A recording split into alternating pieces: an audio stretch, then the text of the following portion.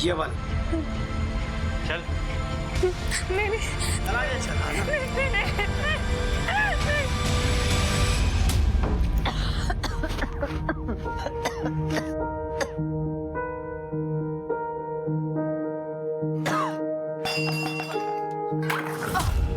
माँ, ये क्या माँ? पानी पीना तो बता देते बाबा को। एक मिनट बाबा, मैं जब स्कूल गई थी तब तो बिल्कुल ठीक थी, तो ये अचानक से क्या हो गया? पकड़ो इसे, पियो।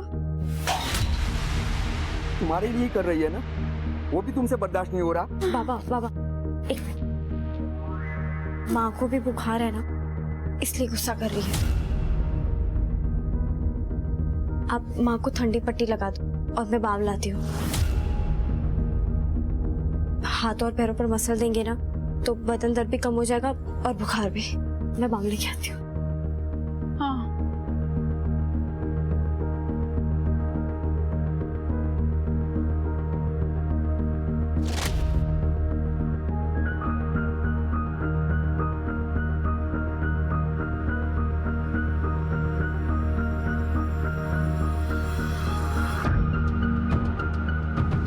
अरे वाह, बुखार तो कम हो गया। वाह मेरी छोटी डॉक्टर, तूने तो अपनी माँ का इलाज घर में ही कर दिया। क्या इलाज कर दिया? अरे बुखार से भी कोई मरता है क्या? हाय, नहीं तो कल सुबह उठ ही जाती मैं। तुम कभी खुश नहीं रह सकती विमला, चाहे कोई कुछ भी कर ले तुम्हारे लिए। बाबा जाने दीजिए।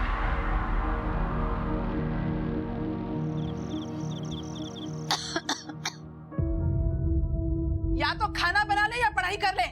माँ, तुम्हारी तबीयत तो खराब है, तो तुमको तो मैं खाना बनाने नहीं दूंगी और मैं अपनी पढ़ाई छोड़ नहीं सकती, क्योंकि मुझे डॉक्टर जो बनना है। बेटा, खाना बना ना बना, पर तुम डॉक्टर जरूर बनना, और एक ऐसी सुई अपनी माँ को लगाना जिससे उसका गुस्सा कम हो जाए। बहुत गुस्सा करती है ना तेरी माँ।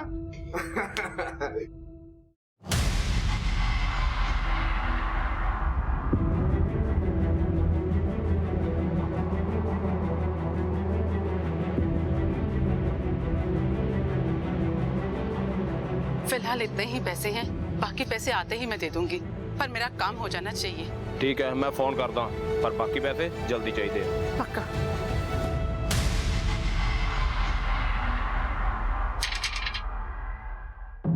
अरे विमला, अंदर बबली के फीस के पैसे रखे थे, कहाँ गए?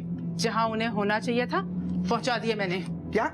उसके लिए तो अलग से पैसे दिए थे ना? सिर्फ बबली की पढ़ाई के बारे में नहीं सोचना है हमको, और भी बहुत सारे काम हैं, ये बात तुम भी जानते हो। और पैसे कहाँ से लाऊं मैं? जो थे वो सब दे दिए, वो भी कम पड़े। हाँ, बहुत कम है, और ये भी जानती हूँ कि और पैसे नहीं ला सकते, पर हमारे पास बबली है। चुप! दोबारा अपनी जुबान पे ये बात लाई ना तो जुबान खींच लूंगा मैं तेरी। बेटी है वो हमारी, भले ही तुझे उसकी कुछ ना पड़ी हो, लेकिन मैं तो उसे एक दिन डॉक्टर बना के रहूंगा। बाबा, मैं डॉक्टर जरूर बनूंगी, ये देखिए। वाह मेरा बेटा, तू डॉक्टर जरूर बनेगी। तेरा पापा तुझे डॉक्टर बना के रहेगा, चाहे कुछ भी हो।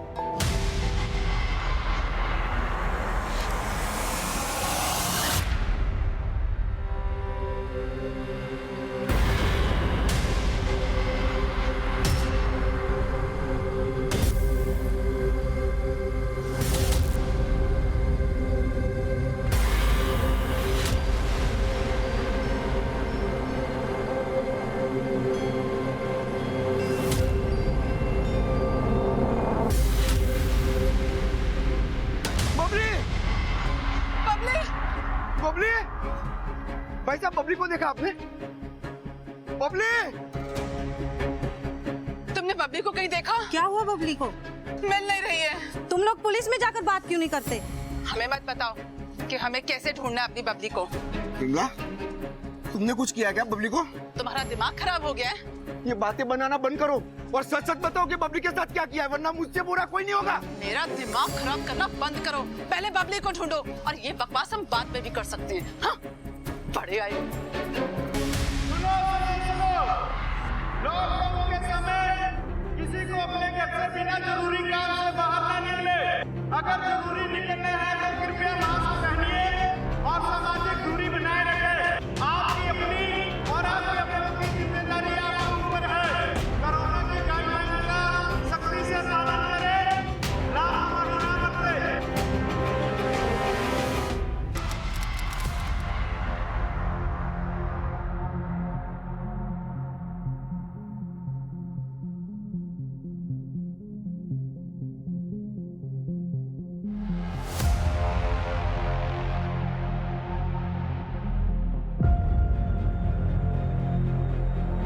ये रहा।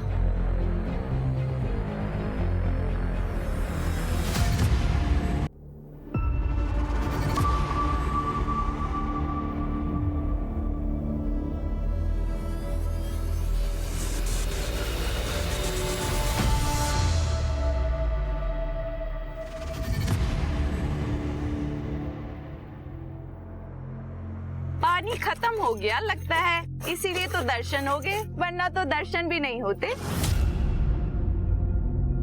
दिखती भी नहीं तुम तो।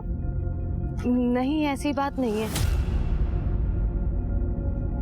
वो मेरे पति ना मुझे लॉकडाउन में बाहर निकलने नहीं देते, इसलिए। मुझे तो लगता है किसी और वजह से निकलने नहीं देते। सब सुनाई पड़ता है। नहीं, ऐसी बात नहीं है। अरे तो इतना शर्मा क्यों रही हो? ये तो अच्छी बात है ना, हमारा पति हमें देखता तक नहीं और तुम्हारा तुम्हें छोड़ता नहीं। और क्या चाहिए?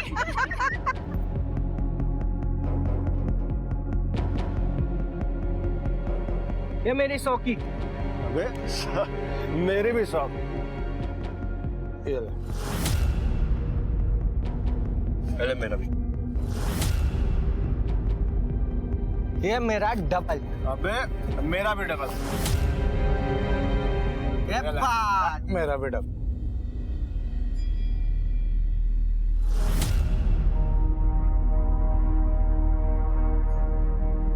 अबे पत्ते खुल गए मेरे, जीत गया मैं। अरे अबे गुड्डू क्या हो गया रे? तेरे तो पसीने छूट गए एक ही राउंड में। क्या जितने पैसे घर से लाया था सब तो धरा लिया तुमने? पसीने न छूटेंगे? अरे यार एक राउंड और खेल ले, क्या पता जीत जाए। किस्मत आजमा अपनी। ओ ना भाई, मेरे पास पैसे ना आए।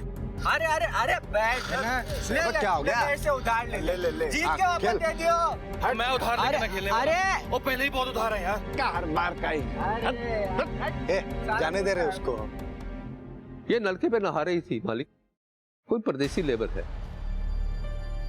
क्या हुआ बेटा, क्या चाहिए तुम्हें? ये काम ढूंढ रही है, खाने और सोने के बदले में। काम चाहिए तुम्हें? घर की साफ सफाई करनी होगी, खाना बनाना होगा, कर लोगी। इसे कुछ साफ कपड़े दो, इससे पहले कुछ खाने को दो।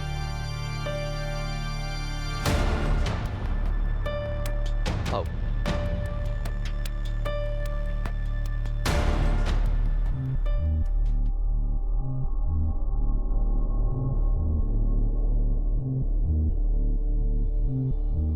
कहाँ थे तुम? वो मैं नाके पे गया था काम ढूंढने के लिए। लॉकडाउन में नाके पर काम मिल रहा है? अरे गुड़िया बात तो समझो ना तुम। या लॉकडाउन में भूखे मरने की नौबत आ गई है, लेकिन तुम कुछ मत करना, बस जुआ खेलो और दारू पे धुत रहो। अरे तू फिक्र क्यों करती है? तेरा गुड्डू है ना तेरे पास, एक बार पत्ते सेट हो जाने दे, फिर ये जुआ जा सब छोड़ दूंगा मैं। टीवी लेके दूंगा मैं। गोवा चलेंगे हम, बाइक खरीदूंगा। तो बोलियो क्या चाहिए तुझे, सब लेके दूंगा मैं। बबली, अरे ओ बबली। जी बाबूजी, आपने बुलाया? हाँ इधर आ, इधर आ, बैठ जरा। अरे तू कुछ पढ़ लेती है कि नहीं? तो ले सुना कुछ पढ़ के। कल तुझे स्कूल भेजना होगा तो पता चले कुछ फायदा होगा कि नहीं।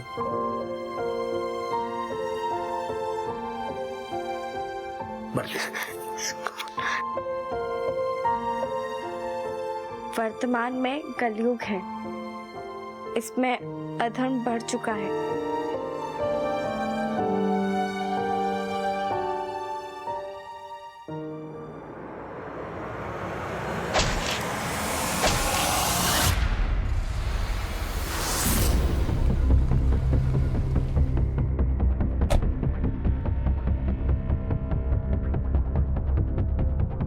परमजीत अच्छे से चेक करो।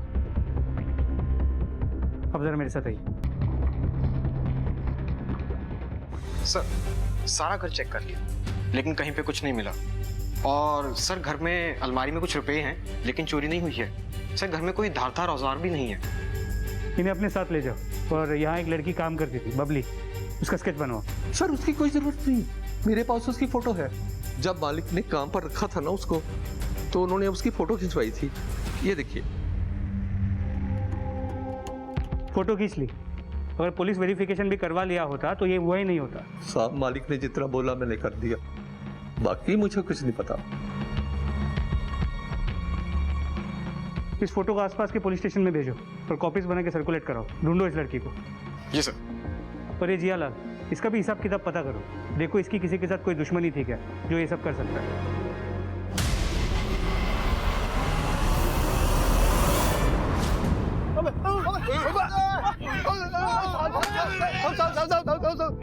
सब गलती होगी। साहब नहीं साहब, मारो मत साहब। चलो। देख गुड्डू, तू मान या ना मान, लेकिन हमारे अड्डे के बारे में पुलिस वालों को तेरी बीवी गुड़िया ने बताया। अबे चल जा, जो तू रोज रानी को पीटता है वो कुछ नहीं। आज पुलिस के 2 डंडे पड़े तो तुझे गुस्सा आ रहा है? ये मेरी और मेरी बीवी के बीच में नहीं बोलना। गुड़िया है, रानी नहीं जो पीटने जा रहा है। ये तू मुझे मेरी औकात दिखाएगा? दिखाता हूँ। छोड़ो उसे।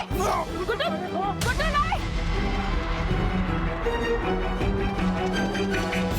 देखो अपने में। अबे चा क्या देख लेगा तू? आइयो अड्डे पे। अब बड़े देखे तेरे जैसे।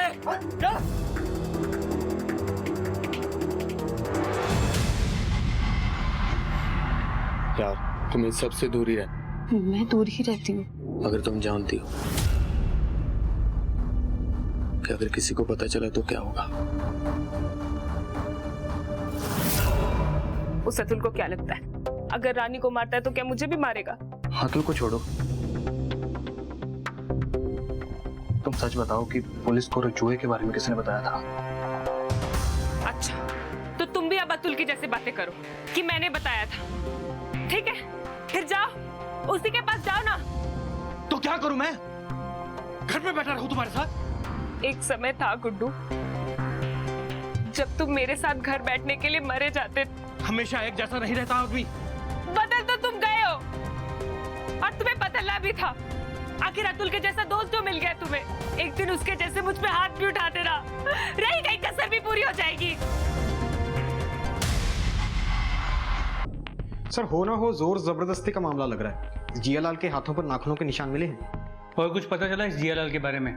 कोई दुश्मनी वाला एंगर वगैरह? सर दुश्मनी का तो पता लगा रहे हैं, लेकिन छानबीन करने पे इतना पता चला है इसकी एक बीवी थी जिसने इसको छोड़कर किसी और से शादी कर ली थी और उसको ढूंढने के लिए आदमी लगा दिए हैं। ठीक है, ढूंढो उसे। और साथ साथ इस लड़की बबली के बारे में भी पता करो। कहाँ से आई थी, कहाँ को गई होगी। एरिया में किसी ने उसे आते जाते देखा होगा। इस तरह एक 16-17 साल की लड़की हवा में गायब तो नहीं हो सकती ना? यस।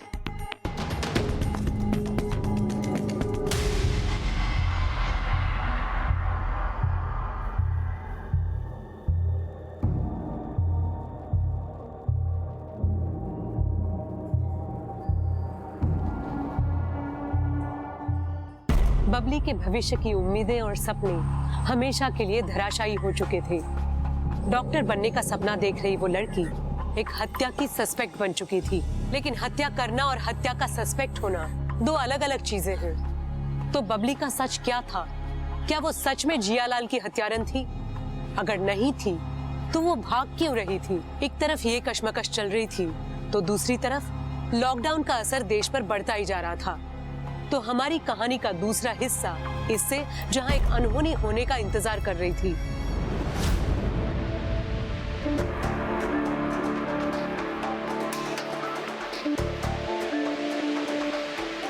यहाँ के बारे में तो किसी को नहीं पता ना। यार वो अतुल कहाँ रह गया? फोन कर उसको। नेटवर्क भी ना यार।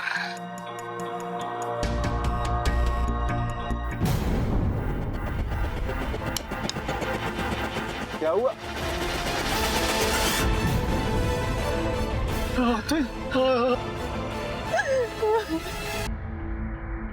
अतुल यहाँ कर क्या रहा था, कुछ आइडिया?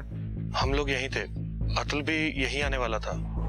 जैसे ही मैं उसको फोन लगाने के लिए उठा तो देखा कि अतुल लटक रहा था। और तुम तीनों यहाँ क्या कर रहे थे? तुम लोगों को पता नहीं लॉकडाउन लगा हुआ है?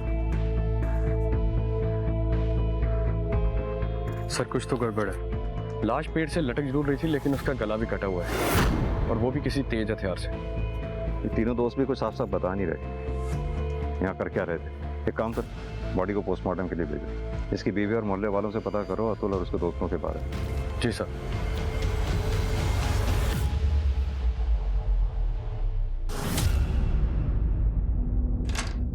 सर, माइग्रेंट वर्कर था जे अतुल और लॉकडाउन की वजह से बेरोजगार था। यह रही इसकी पोस्टमार्टम रिपोर्ट। उसकी मौत गला कटने की वजह से ही हुई है और किलर ने उसके मर्डर को सुसाइड दिखाने की कोशिश की है। मौत रात को करीब, कोई नहीं कह रहा, लेकिन इस अतुल को जुआ खेलने की आदत थी और कल रात भी ये अपने उन्हीं 3 दोस्तों नीरज, जीवन और गुड्डू के साथ जुआ खेल रहा था, जिनको इसकी लाश सुबह पेड़ से लटकी हुई मिली है और गांव के कुछ लोगों ने इन तीनों को रात को इकट्ठे घर जाते हुए भी देखा है। सिंह, कहीं ऐसा तो नहीं दोस्तों में जुआ खेलते हुए आपस में झगड़ा हो गया हो और इन तीनों ने अतुल को मारकर पेड़ से लटका दिया और फिर सुसाइड दिखाने की कोशिश की हो और फिर अगली सुबह इन्हीं तीनों ने लाश को ढूंढकर हमारे सामने इनोसेंट बनने का नाटक कर रहा हूं। सर डाउट तो मुझे भी यही है, लेकिन बॉडी पे गले के कट के अलावा और कोई भी मार्क नहीं है जो मरने से पहले किसी स्ट्रगल को इंडिकेट करता हो। गला काटकर किसी को भी 2 तरीकों से मारा जा सकता है। एक तो वार करने वाला ऐसे, अगर सामने से कोई वार करता है तो घाव का निशान सीधी लाइन में होगा। वहीं अगर वार अगर पीछे से करेगा तो घाव एक तरफ से दूसरी तरफ होगा, राइट? और यही घाव अगर कोई राइट हैंडेड किलर करता है तो आपके लेफ्ट हैंड से राइट हैंड की तरफ नीचे की ओर स्लोप बनाता है, और यही अगर कोई लेफ्ट हैंड से वार करेगा तो राइट हैंड की तरफ से लेफ्ट की तरफ नीचे की तरफ स्लोप बनाएगा। करेक्ट? अब एक चीज और दिखाता हूं मैं।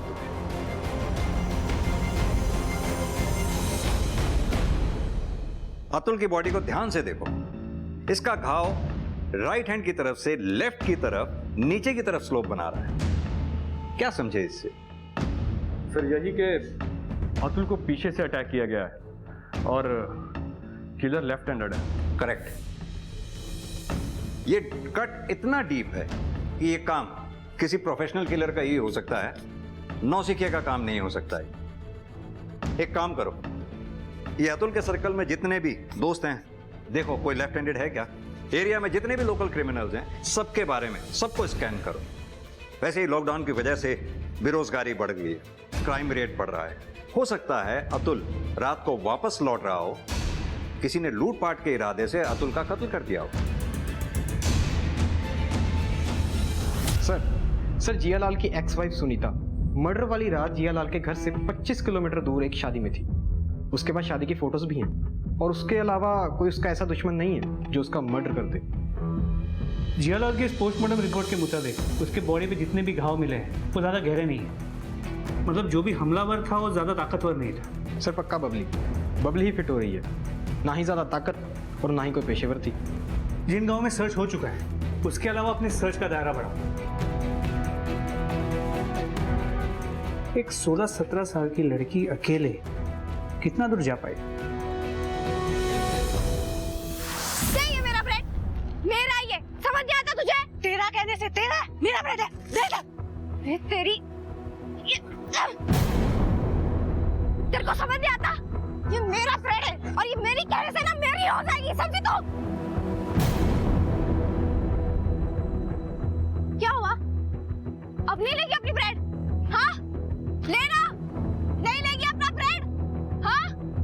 काट के फेंक दूंगी तुझे, मार डालूंगी।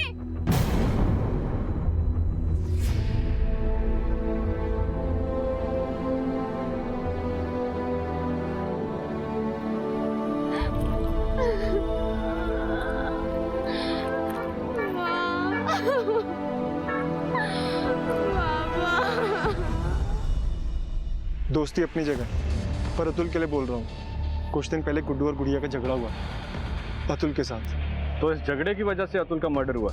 क्या कह सकते हैं साहब, अतुल आदमी ऐसा था, हर दूसरे दिन किसी ना किसी के साथ झगड़ा। अब किस झगड़े की वजह से ये सब हुआ, क्या कह सकते हैं। किस हाथ का ज्यादा इस्तेमाल करते हो, दाएं या बाएं? बाएं हाथ का साहब, क्यों? जी सर। आप पहले मुंह रखिए अपना। हाँ अब बोलिए। सर वो हम दोनों गुस्से में थे, औरतों ने भड़का दिया था हमें, वरना हम दोनों बहुत अच्छे दोस्त हैं। आप नीरज से पूछिए ना सर, उसकी पहले से ही अतुल की बीवी पर नजर थी।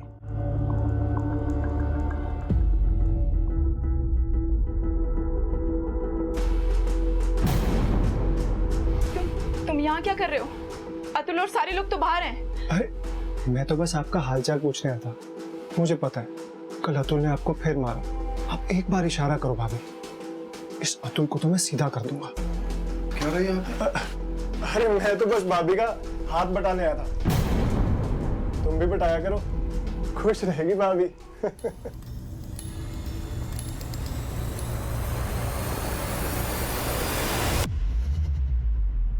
वो सब मेरा और मेरे पति गुड्डू का झगड़ा हुआ था अतुल से।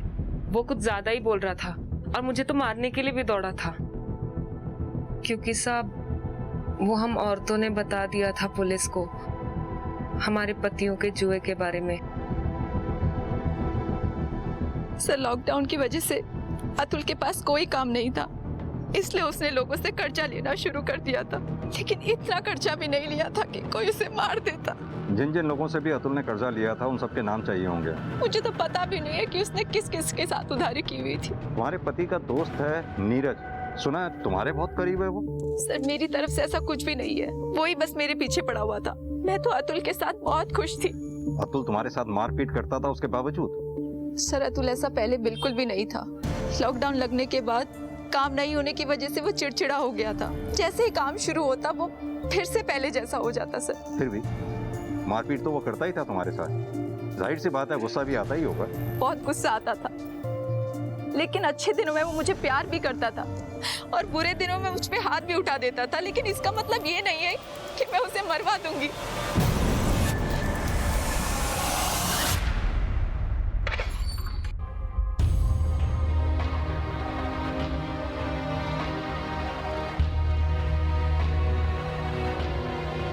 क्या हुआ सोनू? रवि ये मोहल्ला ठीक नहीं है हमारे रहने के लिए, कहीं और चलते हैं। कहाँ जाएंगे और क्यों जाएंगे? रवि तुम समझ नहीं रहे हो। मैं सब समझता हूँ, लेकिन ऐसे लॉकडाउन में हम जाएंगे कहाँ?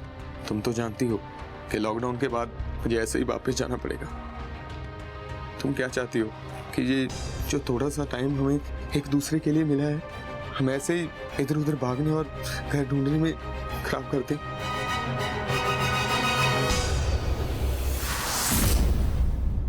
सर वो लड़की बबली बिलासपुर के एरिया में कांस्टेबल को दिखी है। क्या दिखी है तो पकड़ा क्यों नहीं? सर कांस्टेबल रात को गश्त पे था। पहले तो वो नशेड़ियों को भगा रहा था। जब तक वो बबली को पहचानता, बबली अंधेरे का फायदा उठाकर निकल चुकी थी। अकेली थी? जी सर, कांस्टेबल का कहना है कि बहुत ही बुरी हालत में थी, भिखारन बनी घूम रही थी। एक काम करो, बिलासपुर एरिया और उसके आसपास के एरिया को अच्छे से चेक करो। समझ में नहीं आ रहा इस लड़की के साथ ऐसा क्या हुआ है जो इस हालत में पहुंच गई है। मैंने उसके तीनों दोस्तों की बैकग्राउंड को चेक किया है और गुड्डू के बारे में कुछ अजीब है सर। क्या अजीब? पिछले 6 महीने तक गुड्डू और उसकी वाइफ गुड़िया इस मोहल्ले में नहीं रहते थे और उनकी पिछली जिंदगी के बारे में किसी को भी कुछ पता नहीं है। और इस गुड्डू का अतुल से झगड़ा भी हुआ था। गुड्डू हमसे कुछ छुपा रहा है। हो सकता है ये गुड्डू क्रिमिनल हो और छुपने के लिए यहाँ आया हुआ हो। सिंह एक काम करो, हिस्ट्री शीट चेक करो। अगर ये गुड्डू क्रिमिनल होगा तो इसका पुलिस फाइल में जरूर नाम दर्ज होगा। सर लाहौर गेट थाने से एक लड़की का फोटो आया है, एक मर्डर केस में सस्पेक्ट है।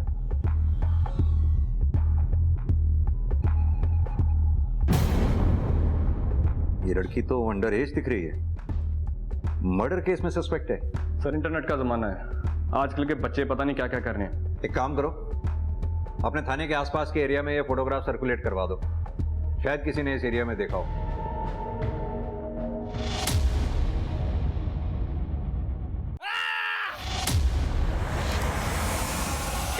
ये आवाज कैसी आई?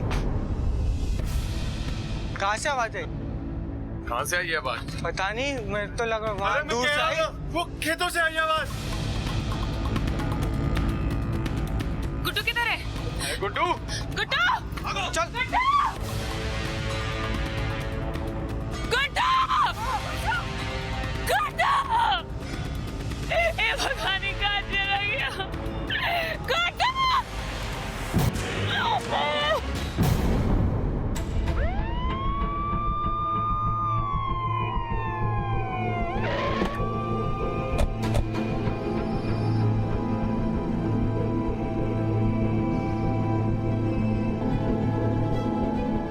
सिंह, बॉडी को पोस्टमार्टम के लिए भेजा। यशपाल, गुड़िया, क्या हुआ? गुड्डू घर कब वापस आया और यहाँ क्या कर रहा था गुड्डू? गुड़िया, मैं तुमसे कुछ पूछ रहा हूँ। सर, हम सब अपने घरों में सो रहे थे तो खेतों से चीखने की आवाज आई। जब हम सब खेतों में देखने गए तो गुड्डू की लाश पहले मुझे ही मिली। जब तुम सब घरों में थे तो गुड्डू घर पे नहीं था। सिंह, एक ही मोहल्ले में दो दोस्तों की एक के बाद एक मौत, ये कोई इत्तेफाक नहीं हो सकता। एक काम करो, ये अतुल और गुड्डू दोनों की डिटेल्स निकलवाओ। कुछ भी सस्पिशियस निकलता है तो मुझे फौरन इन्फॉर्म करो। Yes sir.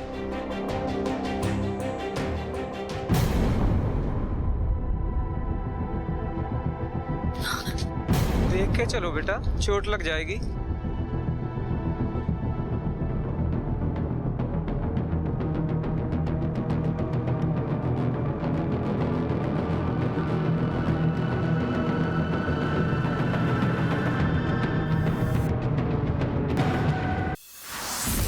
सर, अतुल और गुड्डू की मौत का समय बेशक सेम हो, लेकिन इन दोनों के मर्डर का तरीका बिल्कुल डिफरेंट है।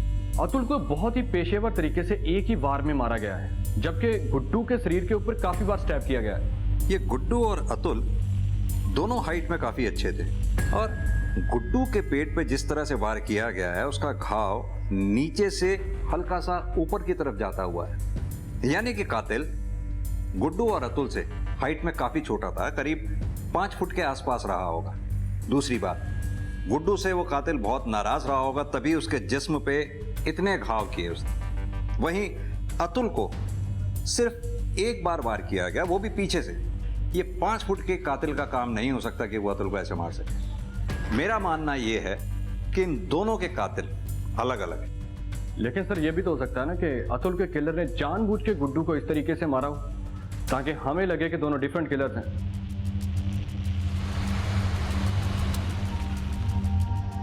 अब तो बात कर सकते हो ना तुम, प्रीति?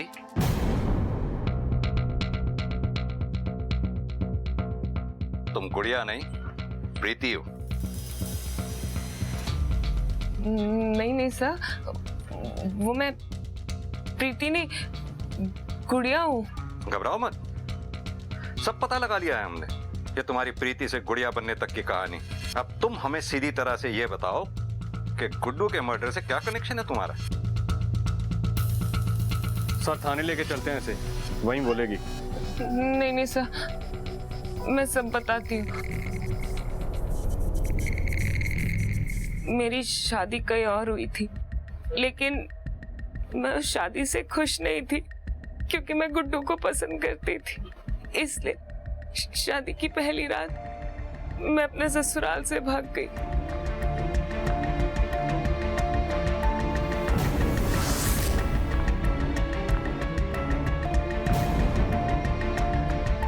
गुड्डू के साथ भागकर मैं यहाँ आ गई थी।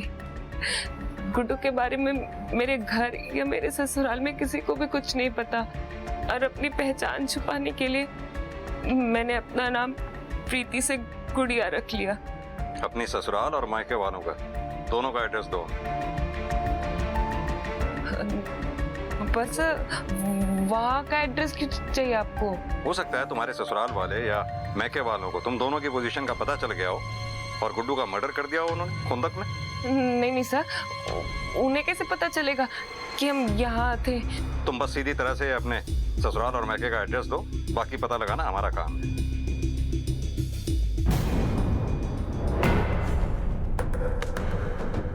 साहब कहाँ ले जा रहे हैं आप इन्हें? इन्होंने कुछ नहीं किया है साहब, इन्होंने कुछ नहीं किया है। कहाँ ले जा रहे हैं आप इन्हें? अंदर बैठाओ। साहब छोड़ दीजिए इन्हें। अरे तो बस बातचीत करनी है अतुल और गुड्डू के मर्डर केस में। अगर कुछ नहीं किया होगा तो वापस आ जाएगा। सर लेकिन हम लोग तो बाहरी लोग हैं, इस सब से हमारा क्या मतलब है? छोड़ दीजिए सर। चलो।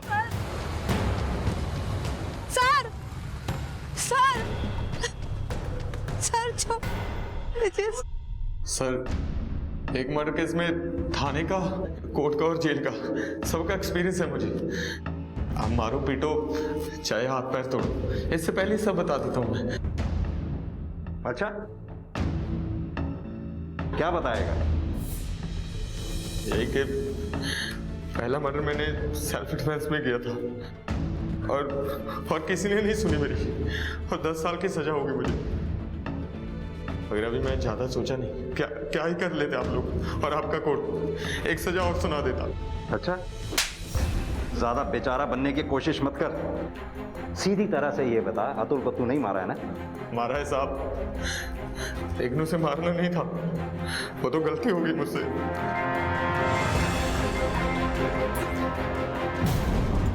गलती से गुड्डू की जगह अतुल को मार दिया, और जब तुझे दोबारा मौका मिला तो तूने गुड्डू को मारकर अपनी गलती सुधार ली। गलती तो सुधारनी थी सर, मगर क्या सुधारता, उससे पहले किसी ने मेरा काम कर दिया। अपने करतूतों का बोझ किसी और के कंधों पर मत डाल। सीधी तरह से बता, सच क्या है? साहब, मैंने गुड्डू को नहीं मारा। आप चाहे सोनी से पूछ लें, जब गुड्डू का मर्डर हुआ मैं तो घर में सो रहा था। इसकी गवाही तो मोहल्ले वाले भी दे देंगे। साहब, अगर मैं गुड्डू को मारता ना तो वो इतना चीख चला ना पाता और उसके गले से चूना ना निकलती। तो गुड्डू को मारना क्यों चाहता था? ऐसे ही मैं एक मर्डर की सजा काट ही रहा था, एक ही और काट लेता तो क्या हो जाता। तूने कहा तेरा टारगेट गुड्डू था। बिना वजह कोई किसी को टारगेट नहीं बनाता।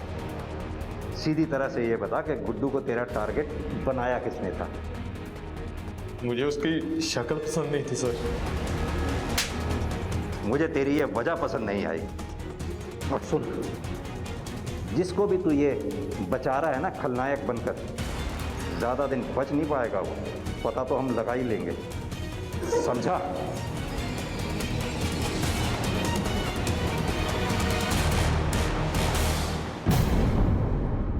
सिंह, ये गुड़िया गुड्डू के मर्डर से कहीं ना कहीं तो कनेक्टेड है। लेकिन सर 6 महीने पहले उसने भाग के शादी की है गुड्डू से, वो क्यों मारेगी? तो क्या हुआ? वो नहीं मारेगी, लेकिन उसके ससुराल और मैके वाले तो मरवा सकते हैं ना गुड्डू को रवि के जरिए। वरना रवि के पास क्या वजह थी इस तरह से गांव में आकर रहने की? सिंह, एक काम करो, तुम गुड़िया के ससुराल और मैके जाके इस बारे में पता करो। मैं गुड़िया और सोनी से इस बारे में बात करता हूँ। ठीक है सर, आपने गलत पकड़ा है रवि को। वो अभी तो जेल से आया था, और वो क्यों मारेगा किसी को और फिर से जेल जाएगा, वो भी उसको मारकर, जिससे हमारा कोई मतलब भी नहीं है। पहले तो तुम अपना मुंह ढको। और तुम्हारी जानकारी के लिए मैं बता दूं, तुम्हारे पति ने ये सब खुद कबूला।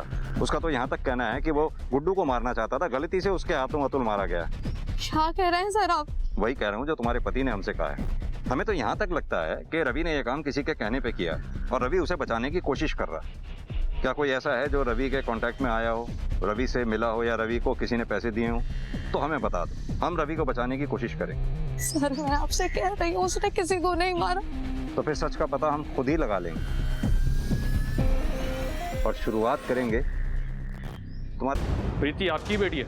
हाँ साहब, पर वो तो शादी वाले दिन ही अपने ससुराल से भाग गई थी। आप अब क्यों पूछ रहे हैं? वो हम बताते हैं। आप ये बताइए कि आपने प्रीति की शादी कहाँ की थी?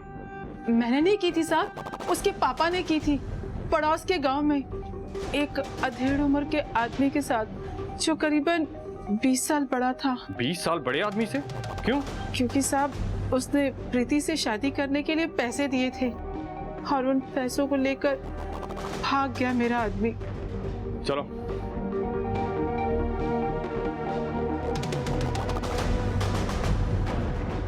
ये प्रीति के साथ कौन है फोटो में? साहब, मेरी छोटी बेटी बबली।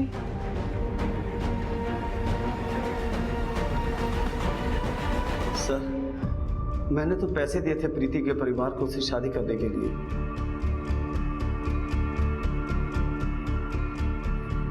मगर वो सुहागरात से पहले ही भाग गए, इसलिए मैंने सर प्रीति की बहन बबली को उठवा लिया। मगर वो भी अपनी बहन की तरह निकली, 1 महीने में ही घर छोड़कर भाग गए सर। दोनों लड़कियां तेरी हैवानियत की वजह से क्या भागी? तूने उनके माँ बाप को परेशान करना शुरू कर दिया क्योंकि तेरी हवस तेरे काबू में नहीं थी। सर, मैंने तो उनसे पैसे लेने थे। इस पे पॉक्सो और रेप का चार्ज लगाओ। बेल पे बाहर नहीं आना चाहिए। लेके जाओ उसे। सर माफ कर दो सर, प्लीज प्लीज हमें माफ कर दो सर। सर कुमार, हम बबली की बहन प्रीति से बात करनी होगी। मे भी हम जितना सोच रहे थे उससे कहीं ज्यादा ये दोनों बहनें इस मर्डर से कनेक्टेड हैं।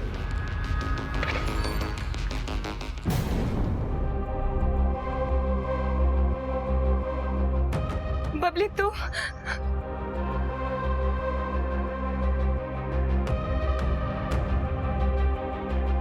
यहाँ कैसे आई? हाँ, आजा अंदर आजा। कैसी है तू? और माँ बाबा कैसे हैं? तू कुछ बोल। अगर तुम उस मानिक को छोड़ के ना जाती ना, तो वो मेरा किडनैप नहीं करता, मेरे साथ रेप नहीं करता। वो तुम्हारी वजह से मेरा घर छूट गया, मेरी पढ़ाई, मेरे माँ।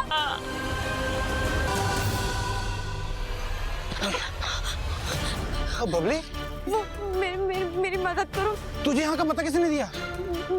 मेरे पीछे वो मेरी मदद करोगे क्या? बबली रुको।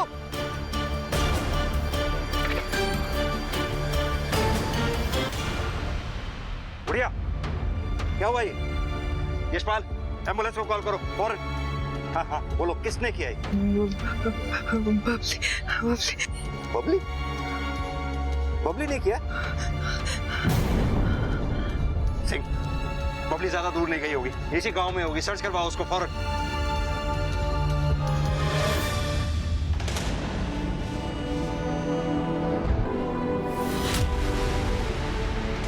ये आप क्या कर रहे हैं बाबूजी? छोड़ दीजिए, छोड़िए।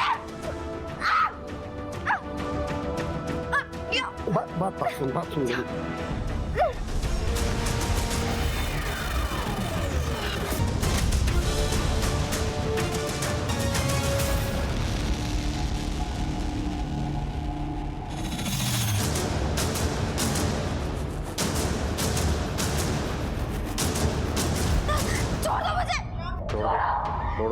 तोड़ दो। बबली, अगर ऐसे लड़ाई झगड़ा करोगी, ऐसे बर्ताव करोगी तो बाहर नहीं जा पाओगे। तुम्हें यहां से बाहर मैं ही भेज सकता हूं, तब जब तुम मेरे कुछ सवालों का जवाब दोगी। बबली, क्या तुमने अपनी बहन के पति गुड्डू को मारा और अपनी बहन प्रीति को मारने की भी कोशिश की? हाँ, मैंने मारा गुड्डू को और अपनी बहन को भी मारने की कोशिश की, क्योंकि उसने अपनी खुशी के लिए मेरी जिंदगी बर्बाद कर दी। तुम्हें अपनी बहन प्रीति का पता कहां से चला? दीदी नहीं बताया था, मेरे पास पैसे नहीं थे सर, फिर भी मैं आई। बबली क्या? पहले तुमने रवि से कहा गुड्डू को मारने के लिए, और जब रवि गुड्डू को नहीं मार पाया तो तुमने खुद मार डाला गुड्डू को। कौन रवि? मैं किसी रवि को नहीं जानती, तो मैं उसको ये सब क्यों बोलूंगी? और वैसे भी कोई मेरे कहने से किसी को क्यों मारेगा सर?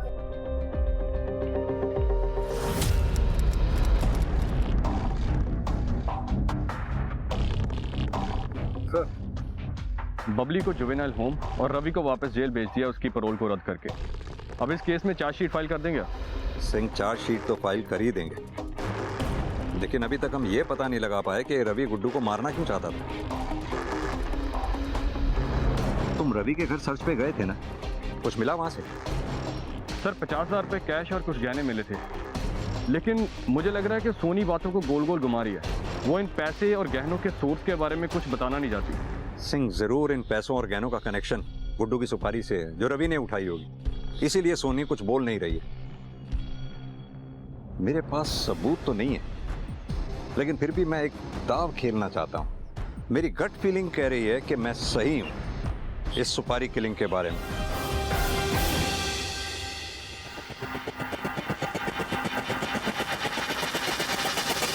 आपने मुझे यहाँ क्यों बुलाया? मैं तो आपको पहले ही सब कुछ बता चुकी हूँ। सब कुछ कहाँ बताया तुमने?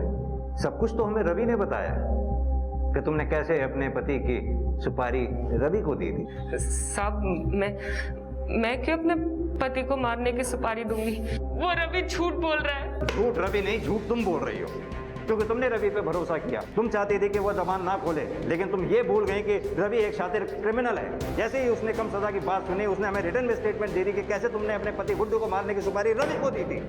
पर रवि ऐसा कैसे कर सकता है? उसने मुझसे वादा किया था कि सोनी का ख्याल मैं रखूंगी और वो अपना मुंह कभी नहीं खोलेगा।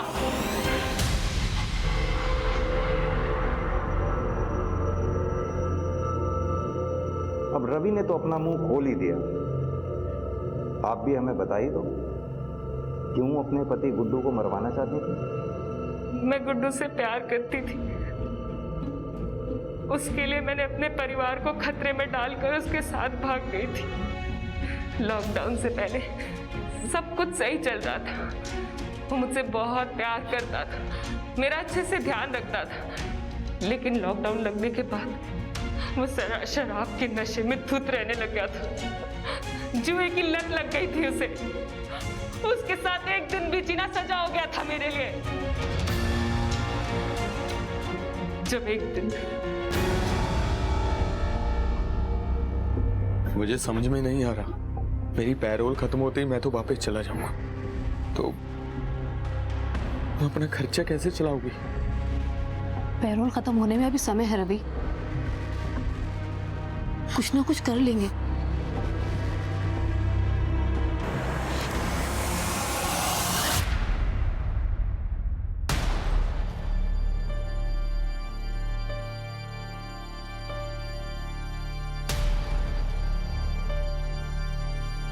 तुम्हें पैसे चाहिए ना, ताकि तुम्हारे जेल जाने के बाद सोनी को कोई दिक्कत ना हो।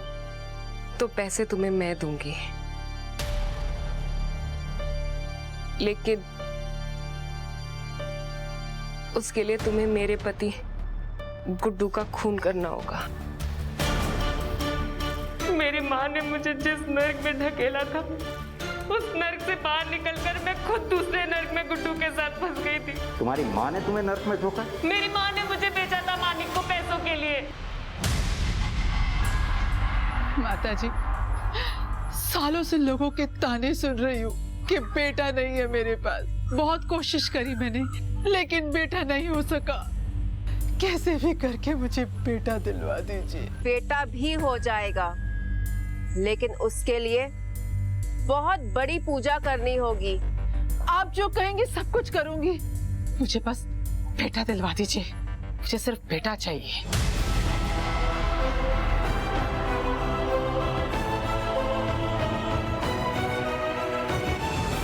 लोगों के पास नौकरियां नहीं थी, पैसे नहीं थे, जो था वो था वक्त, जो काटे नहीं कट रहा था। अपराध अचानक से बढ़ गए। घरेलू हिंसा, चोरी, अवैध विवाह, ऐसे अपराधों की सूची अंतहीन थी, जिन्हें लोगों ने अवसाद में आकर अंजाम दिया। ऐसे लोगों की पेशेवर मदद का कोई प्रबंध नहीं था। आज जब कोरोना की तीसरी लहर का आना प्रतीत हो रहा है, तो भविष्य में ऐसे अपराध ना हो, इसके लिए पुराने अनुभव से सबक लेकर अभी से प्रयास किए जाने जरूरी है। इसी के साथ मैं सोनाली कुलकर्णी आपसे विदा लेती हूँ। फिर होगी आपसे मुलाकात एक ऐसे ही चौंका देने वाले एपिसोड के साथ क्राइम पेट्रोल सतर्क में। तब तक अपना और अपने घर वालों का ख्याल रखिए। आप जानते हैं हम सब एक मुश्किल दौर से गुजर रहे हैं। कृपया मास्क पहने, सैनिटाइजर का इस्तेमाल करें और सोशल डिस्टेंसिंग ध्यान में रखें। देखते रहिए क्राइम पेट्रोल सतर्क। जय हिंद।